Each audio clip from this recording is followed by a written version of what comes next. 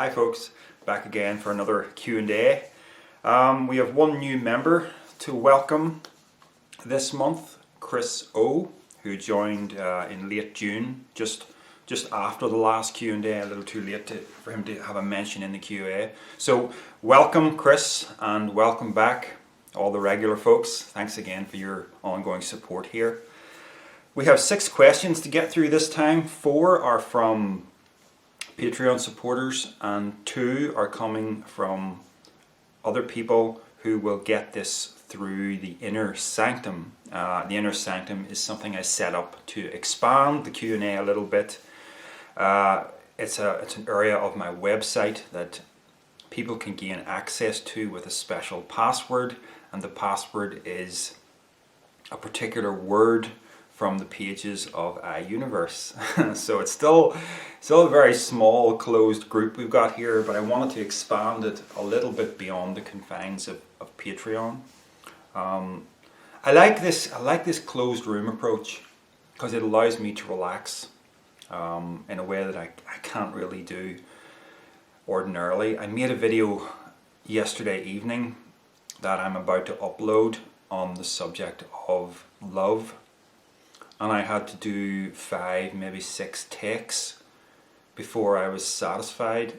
And the reason was because I mentioned my workplace a couple of times, and I started to get nervous about should I not say this or that. And I'm just so sick of having to operate with this sort of self-censorship to protect myself, so I can kind of let my hair down a bit in a situation like this, which is good. So without further ado, let's get on to our questions. So the first one is from Daniel Merlin.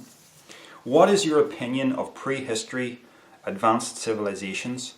Do you think there could have been advanced civilizations before the last ice age? And if Atlantis existed, where was it, and what was it, and when was it, and what happened to it? I haven't done a lot of reading on this sort of material.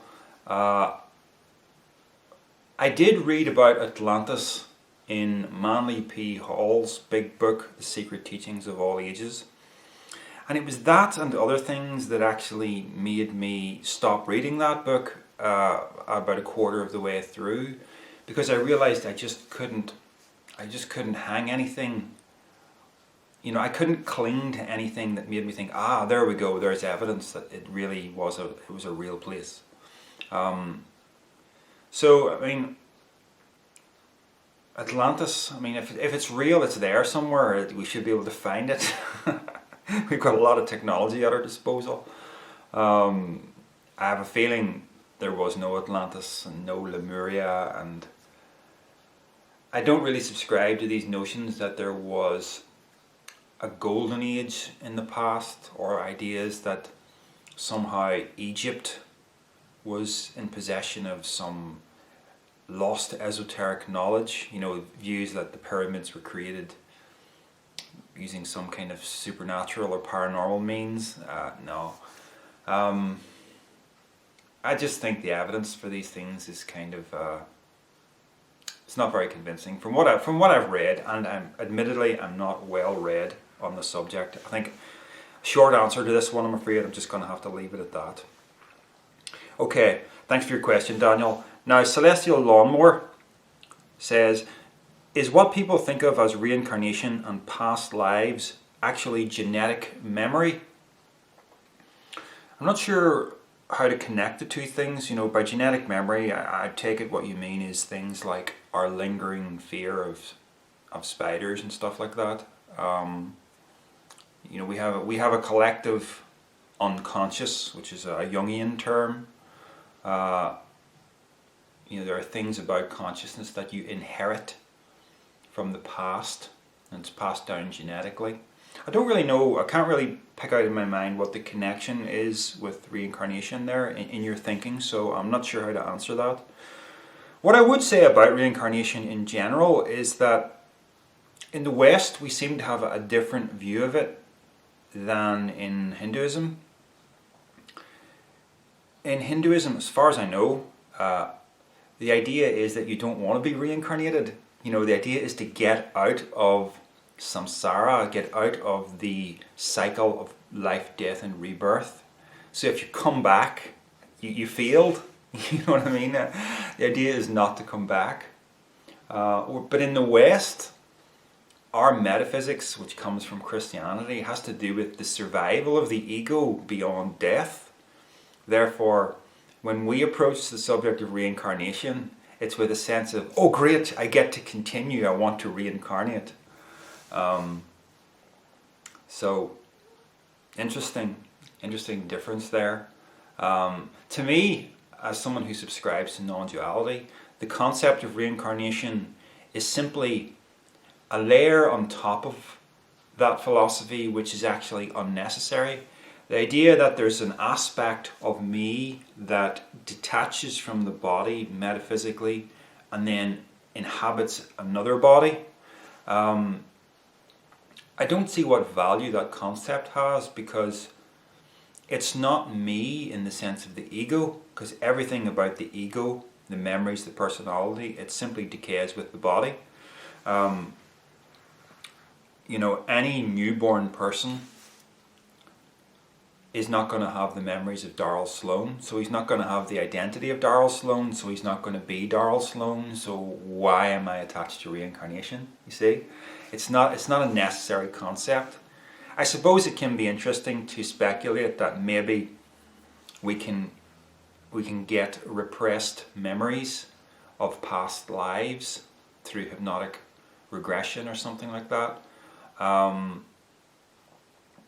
I suppose that might lend credibility to the idea, but ultimately one personality is lost and another takes its place. And it's the personality that we're attached to as our sense of self as we move through life. So no matter what you believe, that is going to go. So the metaphysics that I subscribe to is that the true self is not the ego. The ego is a fiction. It's a false sense of self. The true self is just this single universal self that we can't really wrap our minds around what it is, but it manifests itself in all the bodies. So that's why my book's called I Universe. You're the whole thing, and the whole thing gets seemingly split up, but it's not an actual division, it's a filtering. The universe filters itself through bodies and experiences a sense of separation, but it's not really separate. So I guess that's why I don't feel I need to believe in reincarnation, and even if there were evidence that reincarnation happens, it wouldn't change the underlying metaphysics.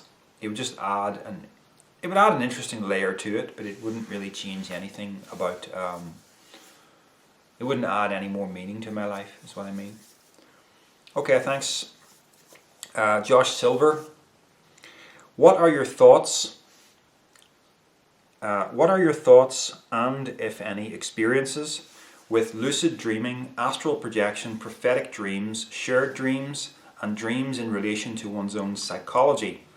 Whilst dreaming, the boundaries between the conscious and the unconscious mind are thinned dramatically. What is your take on dreams containing symbolic imagery that relate to one's psyche? And also your take on any psi phenomena that relates to consciousness not being localized to the brain? Yeah, dreams are so weird, aren't they? They definitely have significance at times. And I can point to examples of this in my own life where something that I'm going through manifests itself in my dream, perhaps as a way of my psyche dealing with it. Or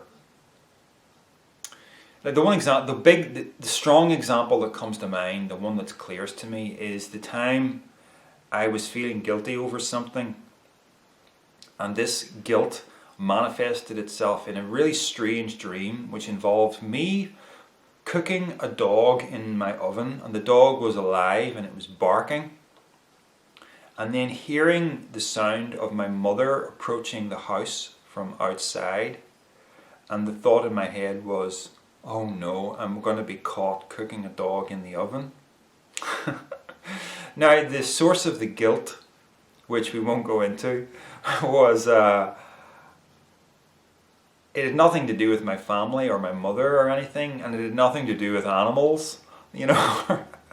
But for some reason, my mind conjured up a really strange scenario that allowed me to experience getting caught. Yeah, that's I suppose what I should say, getting caught. I was feeling guilty over something that I'd gotten away with, and my mind wanted me to experience getting caught. And that's so strange, yeah. That one sticks in my mind because it's just so funny, the imagery that my subconscious picked. I've read Carl Jung on dreams. He's the big dream expert, I guess. I have a book of his, it's called The Essential Jung. It's about 400 pages, and it's supposed to, Jung wrote so much stuff. It'd be nearly impossible to wade through it all. So I just decided to buy this one book that was supposed to be, a concentration of all his most important work. It was a hard book to read. I had to almost force myself through it. A lot of abstract stuff in there, a lot of interesting stuff, but again, it's one of those books it's very hard to know what you can hang on to. Yeah, I don't know, so maybe, if you want to get more information on that, Jung might be the one to read. The dreams are significant. I've never had a prophetic dream. I've never had a dream that made me think there's any kind of a paranormal connection to dreams, although there may be. Some people may have experience of that. I have a kind of a feeling that, because I believe consciousness is fundamental to reality, when we dream, I do think it's a kind of disentangling of consciousness from the normal constraints of body-mind. If we think of the mind as a kind of limiting mechanism for consciousness, if we think of consciousness as a field that permeates all of reality, that field gets focused within brains. But when we are in a sleeping state, that focusing gets to kind of disentangle itself a little bit, and so strange things happen, and a dream is one of those strange things. And then we come back into focus when we wake up, and we remember the residue of what consciousness was doing in that unfocused, disentangled state. So there may well be some metaphysical, even some paranormal significance there. And I have read, I believe I read this in the Satanic Bible actually. I hope that doesn't bother many people who are listening. But Anton LaVey maintained that magical rituals were done in the dead of night because people were more susceptible to influence in the dream state. And I'm actually reading Dean Radin's book, Real Magic, and one of the conclusions he comes to is the same one, that sleeping or dreaming is one of the states where psychic influence is more prevalent. Yeah. And again, I think it's because the normal barriers are down. So if you wanted to influence someone's life, for good or bad, hopefully for good, do it at 3 o'clock, or do it at 3 a.m., 3 in the morning or thereabouts when they're asleep.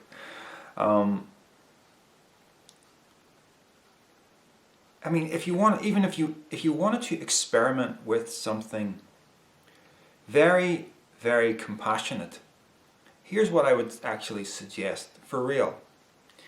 If there's somebody you love, right, and they're suffering,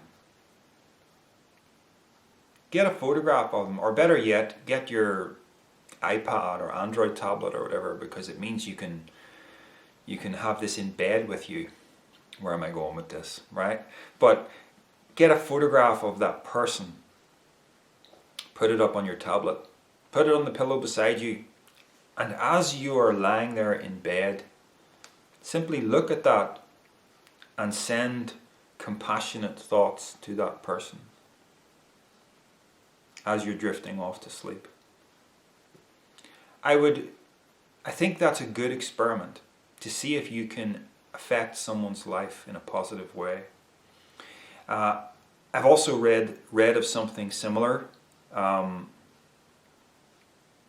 mean, I don't want to get too personal with this stuff, but that is something that I have done, right? And although it's hard to be certain, I'm nearly certain that it strengthened the bond, the emotional bond that existed between me and this other person. Yeah. Anyway, another similar experiment you can try at night is if there's someone that you haven't been in contact with for a long time, again, with a photograph of that person at night. Spend considerable time staring at the photo, thinking about that person, keeping that person in mind, particularly as you feel sleep claiming you. You know, that's when the barriers start to break down. And it has been reported, although I cannot confirm this, that if you do this with a person that you haven't been in contact with for a long time, you might suddenly get an unexpected phone call from them within the next week or so.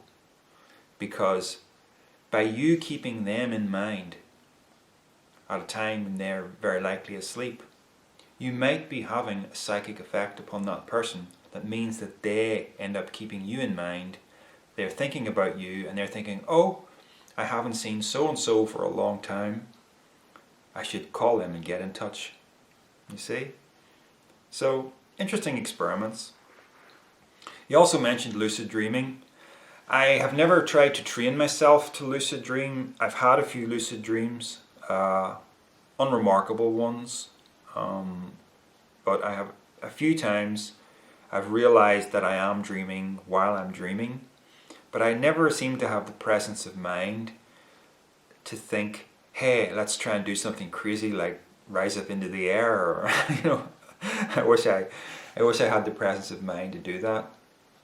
I've also had experiences where I've had such a great dream and I wake up maybe an hour before I'm scheduled to wake up because my bladder is full, and I wake up from the dream thinking, oh, I really wish I didn't wake up for that dream, and I get up and I go to the toilet and I go back to sleep fully intending to rejoin the same dream, and I've been able to.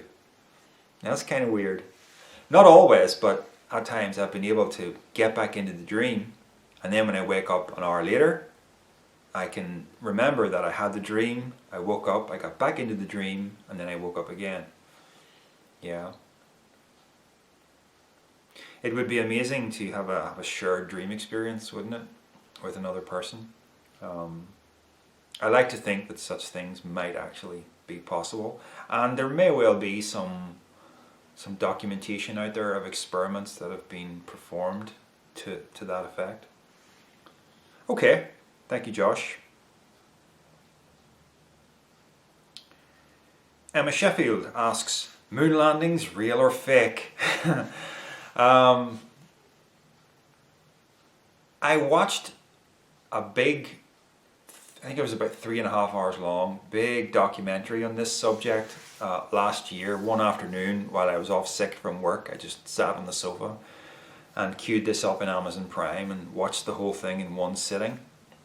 I can't remember what it's called, but if you have Amazon Prime and you look up moon landings, you're bound to find it, and you'll see the running time. It's about 3.5 hours. It was really good, really rational, and it wasn't a very slick documentary full of music and everything and dramatic stuff. It was just a massive interview with a man who had done lots and lots of research on this subject, and he was being asked questions by an off-camera interviewer, and he had very well articulated answers to everything that was being asked. Now, I can't remember everything, but the conclusion that he came to, which I tend to think is a good one, is that the moon landings were both real and fake. Now, what I mean is, yes, we did go to the moon and we have actual footage of it, but there was also a backup plan. There was staged footage, because the idea was, no matter what, we can't fail at this, because the space race was between America and Russia, right?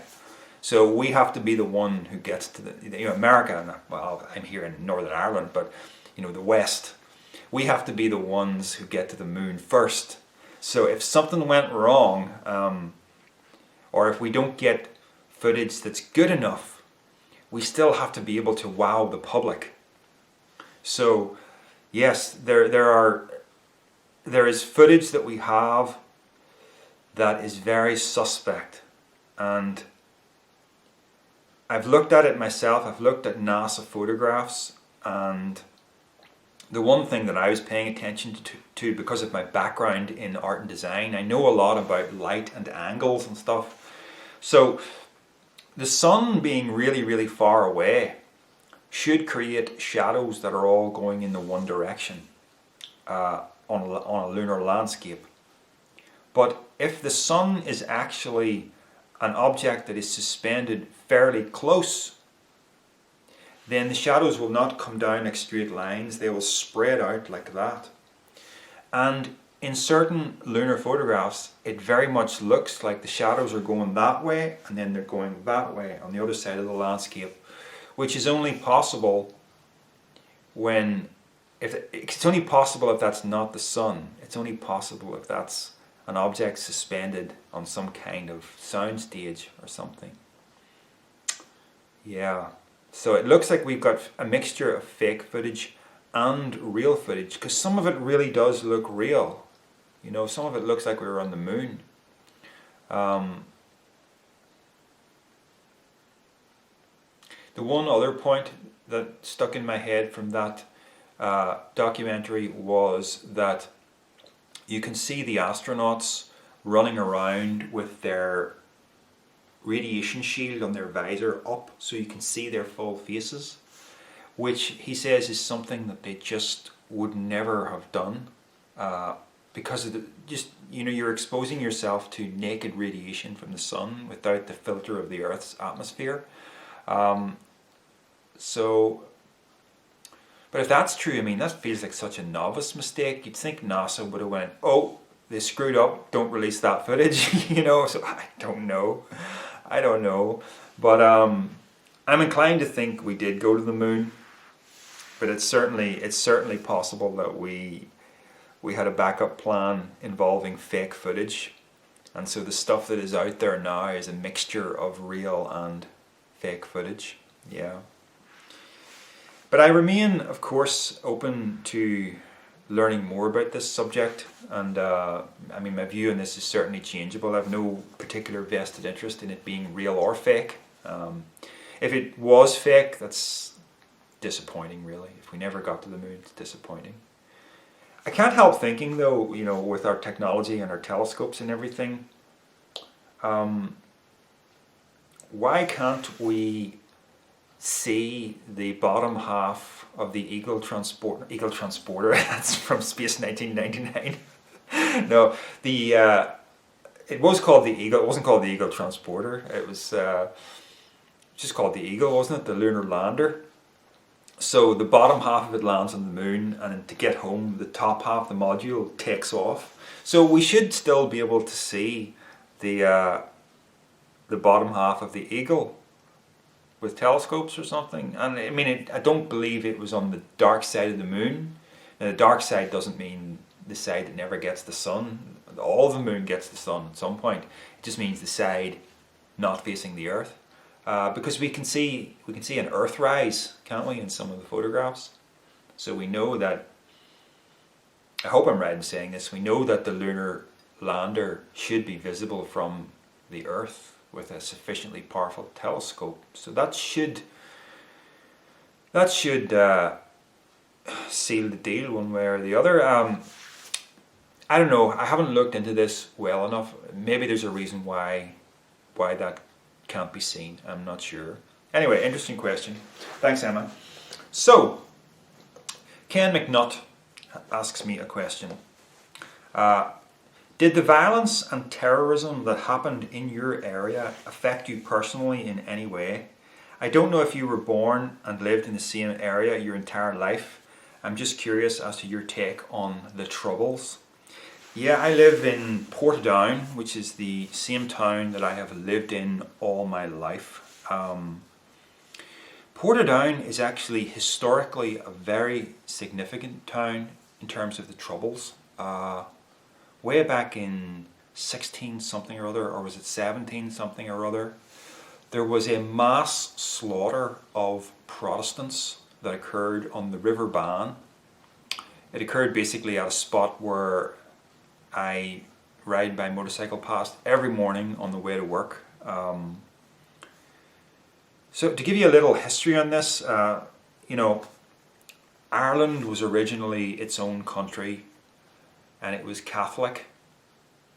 England, or Britain I suppose I should say, was Catholic as well originally until Henry VIII changed things dramatically, and maybe you've seen the Tudors, and that's the the whole story of how he started the Church of England and aligned himself with Protestantism.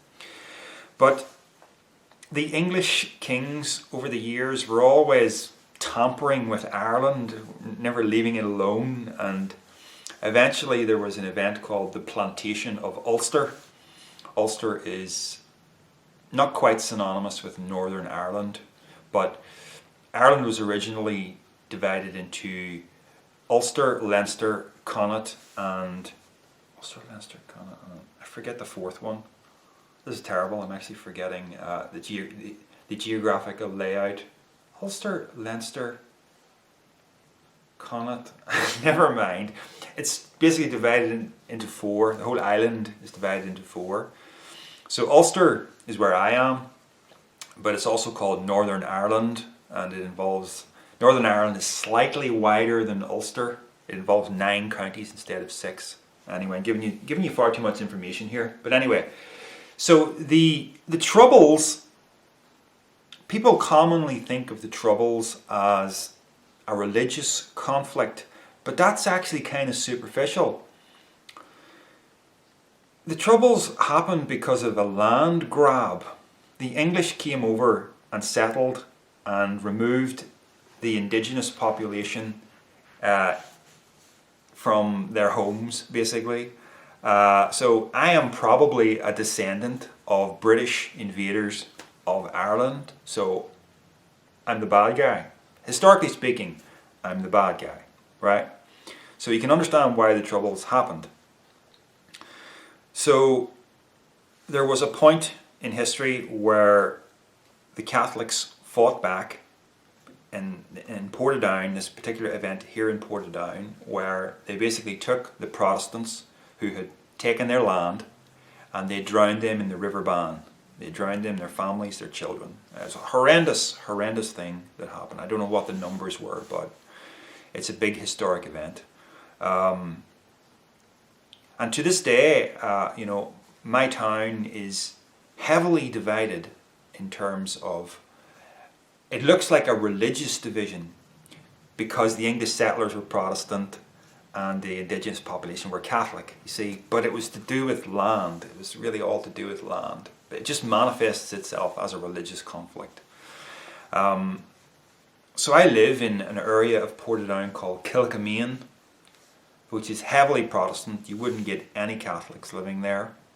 There is another area of town called the Gervaghy Road, or the Woodside area, which is 100% Roman Catholic. I've always felt safe enough, passing through Woodside, even in my younger days when the troubles were in full swing, as a kid riding my bicycle through there in my teenage years, because it's like, I'm not wearing a sweatshirt that says Protestant across it, I suppose if I were riding my bicycle through wearing red, white and blue, the colours of the Union Jack British flag, yeah, something might have happened then. But yeah, and it's funny because a friend of mine, I was saying to a friend of mine one time about going through Woodside, and he was like, "What? You went through there?" So his opinion of the whole thing was so different. Like, he would have been afraid to go near the place. Where I'm like, "What? Don't be stupid." I never got caught up in the conflict in any way. My parents, although born Protestants, had no interest in the conflict, had no interest in indoctrinating me in any way to be a proud Protestant or anything like that.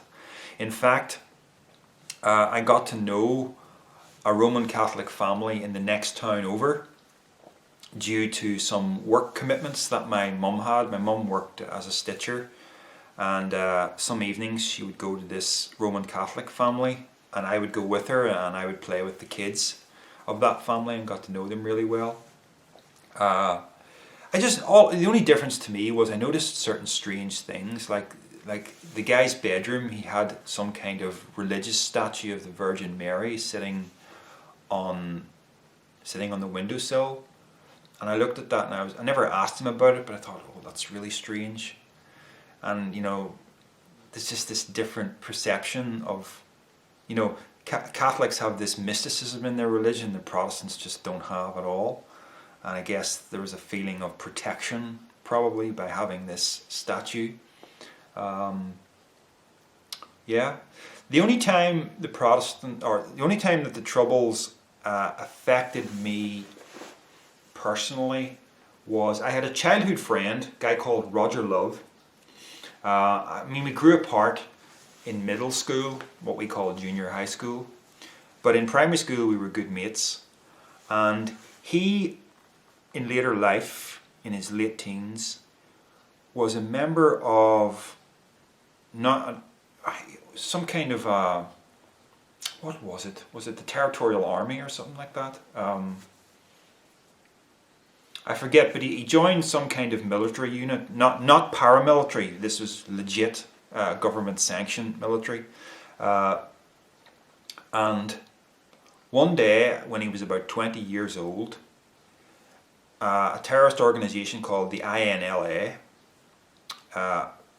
they bombed the Army Land Rover that he was in, and he died. They threw a pipe bomb into it or something, and he died.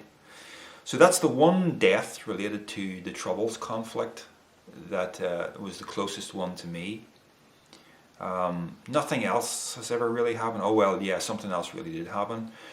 There was one day in my early 20s when one Saturday morning I was sitting in a Bible study, yeah, back in those days, and there was about 10 of us in the room, and the pastor was talking away and we were all chatting about stuff, and all of a sudden we just heard this in the distance, and I can remember the pastor looking up and going, "That's a bomb."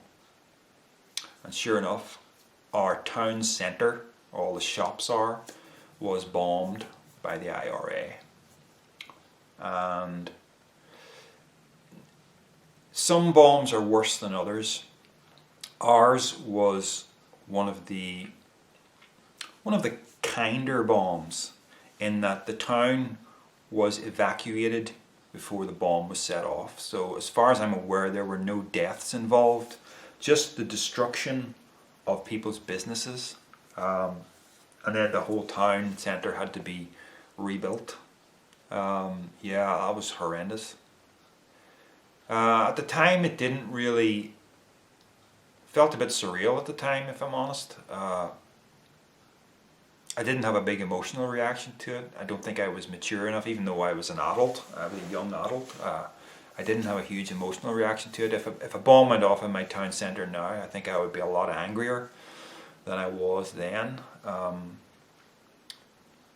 Yeah. I mean, my growing up in my town, I remember the frequent presence of Army Land Rovers and police Land Rovers and army personnel walking around with rifles, you know, and even some with camouflage paint on and everything.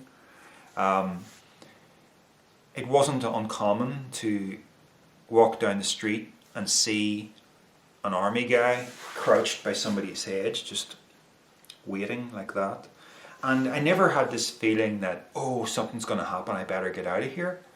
He was just on patrol, kind of doing his job, you know, hanging around. I remember one time walking home from the town centre and an army guy on foot stopped me and said, could I look in your bag? I just took the bag off my shoulder, let him look in it, and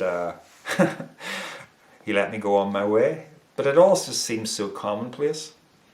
Yeah, I remember kind of a funny story. I think this was the police, not the army. Yeah, it was the police. I was out in the countryside surrounding my town, driving my 4x4, or SUV as you call them in America. And I would guess I was in my late 20s at the time. And I was stopped at a police checkpoint, and I showed my license and everything, and I was just in a jovial sort of mood, and I said, what's going on, guys? And he didn't say anything, and I was like, oh, top secret, eh? And he, for some reason he really didn't like my attitude, so he said, could you open up the back please, sir? And so I opened up the back, and then I saw this bin liner lying in the back of my car, and I thought, oh no. Because it was totally innocent, but in this bin liner were army surplus uniforms, about 4 of them. You know, something that you might wear if you wanted to pose as army. But you could buy this stuff, you know, in an army surplus store. And I had them because we were in the middle of making a movie called Dark Light, which was about vampires in the military, right? I must upload this at some point for people to watch.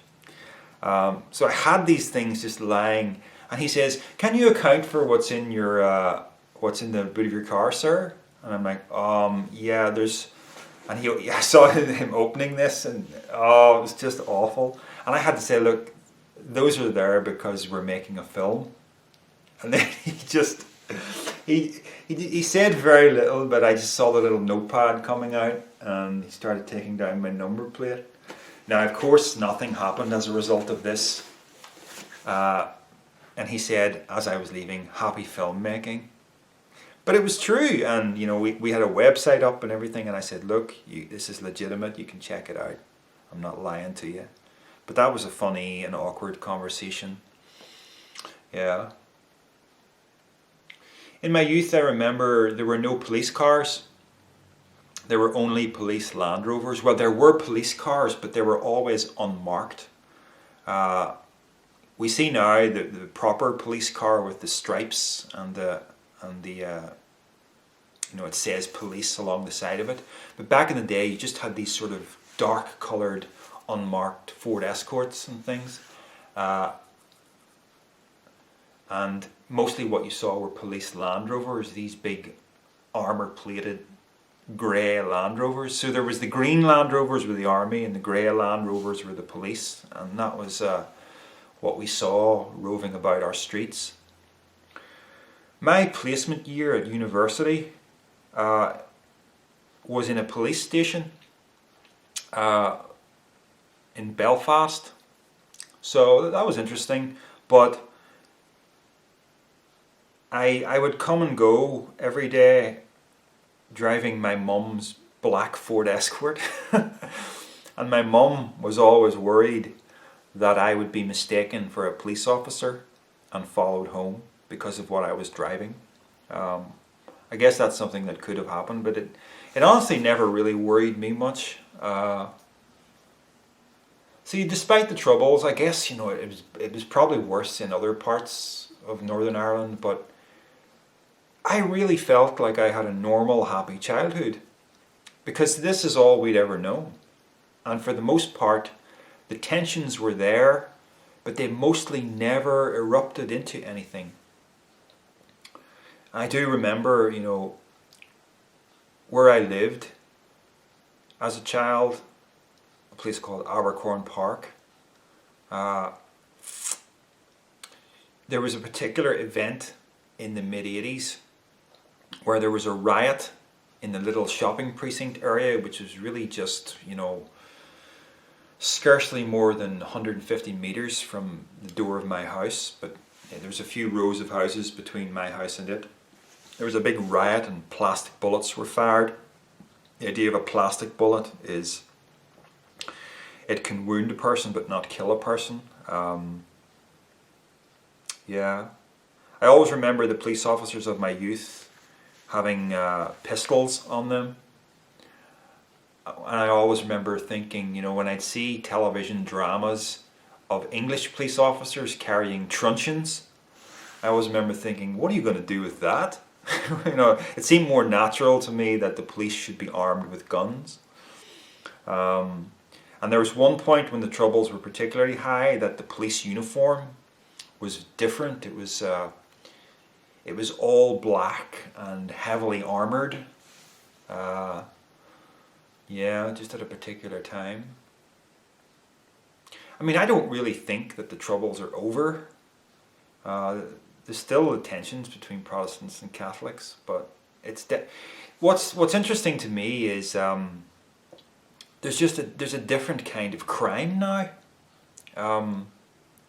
We have a lot of immigration happening in the country, and for the first time, I think we're getting the boundaries between Protestant and Catholic are starting to blur a little bit, because we get maybe Catholic people from Portugal, Lithuania or wherever, and they come and they don't know about the history of our town, and they maybe rent a house. They may be Catholic and they rent a house in a Protestant area, or vice versa. And they just don't know. So we probably have kids in my school now who are Roman Catholic.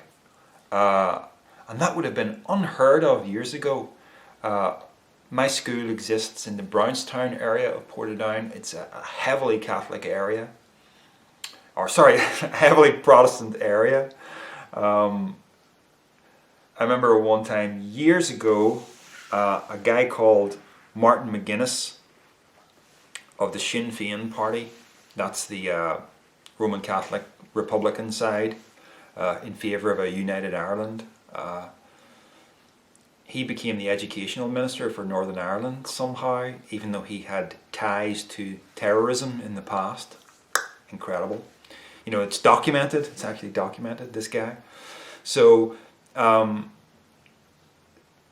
kids at our school all protested one day. They all ran out of the school. We couldn't stop them, and they congregated by the gate, and the press arrived and photographed them, and it was all over the paper. Of course, nothing was achieved by this. So just I suppose I have a lot of little interesting anecdotes from my life that I can talk about. But that'll do, I think, on that question. Wow, I went on quite a while, didn't I? Okay, let's get to the next question. Okay, Ross Lynch, I was going to ask you about your thoughts on Mormonism. My mom has been watching documentaries on this religion and how it all began and how and why people still follow it. This religion makes absolutely no sense to me.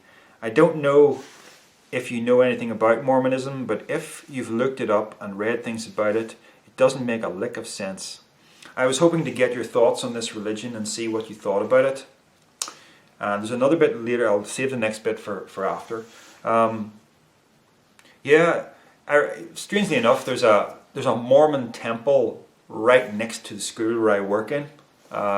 It's literally the next building over. In my youth, there was a Mormon family that lived a couple of doors down from me. They very much kept to themselves. That's the one thing I remember about them. But I don't know what, they were fine, I guess, but it didn't really mix much with the rest of the people, it seemed. And I would see sometimes those distinctive young American men in their shirts and ties and their little bag over their backs. Yeah, they would visit their house at times. Yeah, I've encountered Mormons from time to time, when I get a call at the door and I recognize who they are. The most recent one actually was I was on my lunch break at work, and I was walking to the local shop, walking back to work, and a couple of Mormon missionaries stopped me and for a chat and wanted to talk to me. And I love those conversations. I always thrive on conversations with religious people who I meet on the street or who call at my door. Some people hate it, but I guess I'm sufficiently well read in that I love talking to them, because so much of what I say is so unexpected to them, because I can really rationally defend a spiritual position that is not enmeshed by any religious dogma. So I can talk about the nature of God with a Mormon or with a Christian or with a Jehovah's Witness. I could talk about how and why the idea that God is a person is wrong. Yet some idea of God is also necessary. I can get into all this sort of stuff with them, but yeah, it's interesting. The guys I was talking to most recently, they were surprised that I knew certain things about their religion, like they're not allowed coffee, they're not allowed chocolate even. These things are considered, I think, minor narcotics because of their effect on the brain. That's kind of sad, isn't it? You're not allowed that nice little, pleasure that you receive from a lovely square of dark chocolate. I'm a dark chocolate aficionado. I take 90% cocoa in my chocolate. It's an acquired taste. Yeah, Mormonism. It all began with Joseph Smith and his magic glasses. This device. I don't know how much everybody's familiar with this, but the claim is that he found these tablets and a special device that went with them, that when he put it on, it allowed him to translate these tablets into wonderful King James English with all the these and thous. And it was the story of Jesus visiting the Americas while he was alive back in the 1st century. So it's another testament to add to the New Testament of the Bible, the Book of Mormon they call it. Now it's all written by Joseph Smith, but the claim is that it's not. The claim is that these are actual, real, lost scriptures. And it's hard to know how this religion got off the ground, but then how does any religion get off the ground? And you say it doesn't make a lick of sense, but then I can look at Christianity now with more objective eyes and I can see it doesn't make a lick of sense. But I guess, Utah is the center of Mormonism, the state of Utah in America. And if you're born in Utah, chances are you're going to be born a Mormon and you're going to stay a Mormon. Some obviously will reject it. There's a person called Heather who watches my YouTube videos, and if you happen to see this, Heather, hi. She has a history of Mormonism, and she relates deeply to my religious deconversion experience, and it was a similar thing for her, I think. Yeah, we've all got memories, well, not we all, but we've got memories of what it was like to be a part of something. And I think that's a very strong glue that holds religious communities together. They're all a part of something meaningful, and there are bonds of love that occur, genuine love that occur within these things.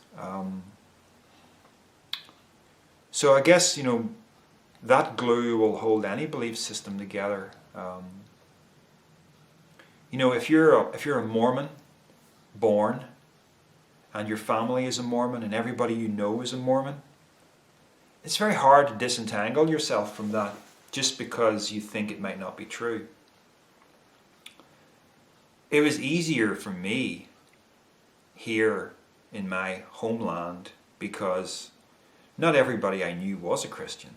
So when I disentangled myself from it, yes, certain relationships did collapse because people wouldn't accept the direction I was going with my life, but not all relationships. There were enough there that, it didn't wound me to the point of terrible pain. It did wound me, but it didn't wound me all that deeply. I was able to keep my wits about me, But it's got to be hard in Mormonism. It's got to be particularly hard in Islam, where the consequences for leaving it are sometimes death, and certainly ostracism from your family and your community. Yeah. So I'm not sure what the particular beliefs of Mormonism are. I know there are some pretty weird ones in there. I can't allude to them specifically, but yeah, they have some weird stuff going on in there. I've seen some videos to that effect, and you're right, it doesn't make a lick of sense, but yeah. Okay, lastly, Ross adds, I hope everything is going all right at your workplace. Hopefully it's not a bad atmosphere there.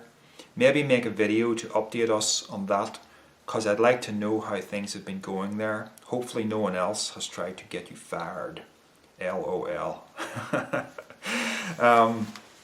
Yeah.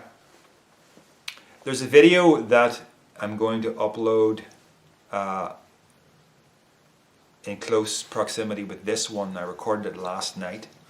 And I didn't say explicitly in the video that it had anything to do with work, but it kind of does. It's a video about love. It's a video about service, about, learning to live a life that is not self-absorbed. And I got that back at work recently, in recent months. Now, to put things in context for everybody here, you need to watch an old video that's Patreon only, or Inner Sanctum only, called Dangerous Days. It's the first exclusive hidden video that I uploaded, so you need to go back and watch that if you don't know what I'm talking about here. But briefly, last July, a year ago, I had a horrible experience to go through at work where a member of the public had complained about something I said in a video, and they complained directly to the Board of Governors, not to the school. The Board of Governors then tasked the principal with investigating this with me. I say investigate, but it was more like an interrogation. I was forced into adopting a position of shame over what I said. It was rather than, they weren't really listening to me. I was just forced and backed into this position of shame so that it would go away, And my morale was in tatters after this, and it took a long time for me to get it back, and I was ready to move jobs. There was another job offer came up in another school locally, and I applied for it. I was interviewed for it, and references were asked for post-interview, which means they're definitely strongly considering me for the job. But since then I've actually heard nothing about it, so that job is still in limbo. Now, if they offer it to me, I'm probably not going to take it. I'm probably going to stay where I am because I'm in a different place now, psychologically. But I would say 6 months ago, if the job had been offered to me, I would have been gone. But I've gone through a lot psychologically over the past year. I had a lot of resentment to work through to how the principal handled things. Because he backed me into a corner and said, it's the language that you use, Darrell. The language was unsuitable for somebody who works in a school. But he didn't clarify what he meant by that, and there was nothing prurient in the language or nothing profane in the language. And I resented him a lot for that, because I tried to defend my position rationally, but they weren't interested in that. They just wanted to get me to act appropriately ashamed of what I had said, so that they can tick a box and make the problem go away. So report back to the Board of Governors, he has acted appropriately ashamed, that's the problem dealt with. You know what I mean? Business as usual. And although I think he was very wrong to do that, I do have to also bear in mind that in his own way, he had my best interests at heart.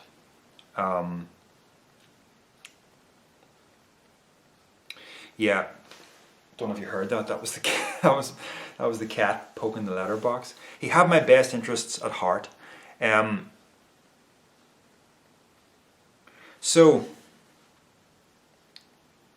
that allowed me to see him in a different light. Oh my goodness. I don't know if I'm saying too much here. I might have to cut this stuff out. But I reconciled myself to the fact that no, he's on my side here in his own way, and that allowed me to get past it. Mostly anyway, in my thinking. But for the past while, I've really enjoyed doing my after school clubs. I've been running a film club for like 15 years. Okay, let me let this cat in. Hold on a second.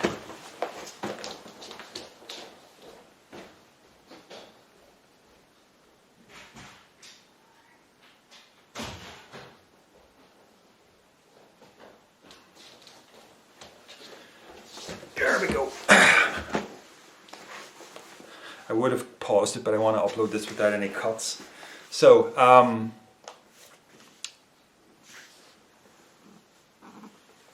hello. This is a cat called Katniss.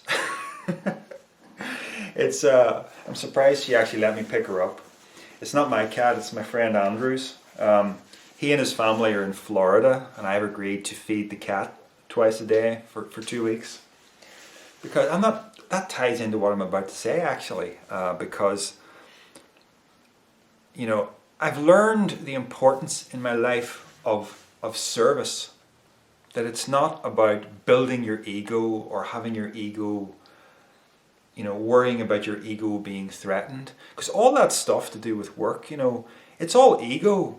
You have offended me, you know, so what? Yeah, the best thing about work, and I'm so lucky to have this, is that I do these extracurricular activities with the kids. The film club, the computer programming club, and now for the last 6 months also a chess club. And it's great seeing them get so much out of it and collaborating with them to do things. And you know, I don't have to do this stuff. I'm not a teacher, I'm just a technician. So I can just do my technical duties and go home. But I want to do this stuff. You know, this is me being of service. And it adds tremendous meaning to your life. Especially if you're in a situation like mine where you don't have any family. Now, I'm not trying to have a pseudo family through my workplace. I'm just saying that being of service adds meaning to life. You know, getting out of this frame of mind that we're in, where we're all addicted to technology in one way or another, where we're all motivated by self-serving all the time. Now you can say that, you know, running these things like these clubs, that it is self-serving because you're getting something out of it, but that doesn't feel quite right. It's not the same as, you know, checking your likes to get your dopamine hits. There's something a little deeper going on, where it's not about selfish getting, it's about connection. You know, ultimately everything is connected, to be metaphysical about it, but it's just about being a part of that web of connection that takes you away from self. You see? And over the past few years, I have toyed with the idea of early retirement. And I have a lot of savings, some of which I'm responsible for creating, and some of which came to me as a result of the death of my parents and what I inherited from them. But I'm 47, my house is paid for, so I don't pay rent, my house is bought outright. I have sufficient savings that as long as I lived frugally, I could retire tomorrow and I would never have to work another day in my life. And you might be thinking, well, that's it, that's the ideal, you've made it. But no, I haven't. And there's a thing that hits me every summertime when most of the people at work are gone, all the kids are gone, all the teachers are gone, there's only a few support staff around, including me, where the absence of that connection becomes apparent and feelings of depression start to set in. You know, the time of year when you should be feeling great, summer, I start to feel depressed.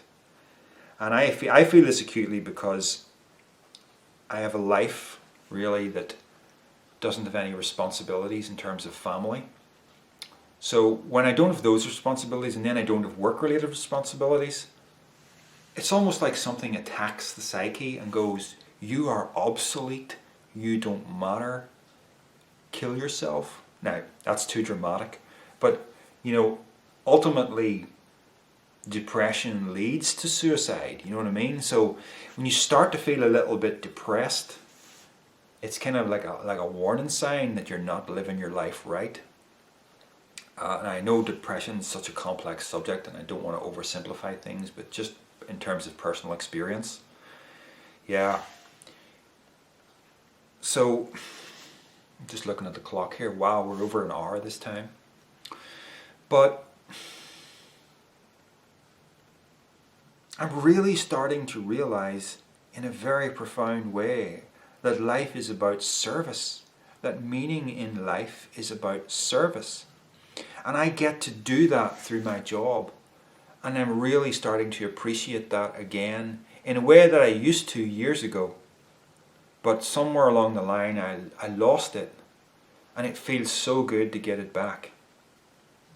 And I'm actually looking forward to next year, to whatever new kids will come along and join my clubs. The fun we're going to have together and the things we're going to achieve. I can't wait, you know. Whereas that was not how I felt at all last year or even the year before. I think, you know, work is crap in so many ways for people because so many jobs aren't satisfying. So I think, you know, people sometimes think that the goal at the end of the rainbow is not having to work. But it's not. There's no gold at the end of that rainbow. There's just a feeling of being useless to anyone but yourself. The self-gratifying life is not a satisfying life. Even the small little gesture that I'm doing here by agreeing to look after my friend's cat, a little tiny gesture like that, is really meaningful in a situation like mine where I have so little responsibilities. Yeah. So yeah, Ross, things are good. Things are more than good, actually, in terms of work at the minute. I feel I've really turned a corner, and in a way that isn't just work related, but is sort of bleeding out into all aspects of life. The important thing is not to forget, not to let yourself get carried back into that self-absorbed state of mind. You know, spirituality is kind of funny. There are spiritual teachers who, I'm thinking really about Eckhart Tolle and his emphasis on finding stillness. You know, maybe I'm giving him too much of a hard time, but it seems to me that people look for spirituality like oh, if I can just find the right mental technique and make it go click, then everything will just all be, oh, it's all great now. It all makes sense now. It's all perfect. You know, screw that. It's not about that. It's about your connection to other people. Getting past ego is not about finding a mental technique that overcomes the ego. It's about other people. You know, it's about absence of self manifests itself as an interest, positive interest in those around you, with no sense of how you're going to benefit from that, you know? Yeah. All right. Hope you enjoyed this, folks. I certainly enjoyed making it. And I'll see you next time. One quick thing I'd like to add. Those of you that have purchased iUniverse, I've probably said this before, if you finished it, please drop by Amazon and leave a review. I don't have a marketing team, it's just me, so it's actually really important. Your small contribution. Of course, if you have bad things to say about the book, I wouldn't dream of putting words in your mouth. In fact, good reviews tend to say pros and cons of a book. Glowing reviews tend to be a little more suspect, don't they? So you say whatever you want, but I really do need some reviews to start coming in for the book. If you could do that for me at some point, please. Make sure you're logged into Amazon at the time, because then your review will show up as a verified purchase, which lets people know that it's not just me forcing my friends to say good things about me or something like that. Yeah. Okay. Thanks, folks. See you later.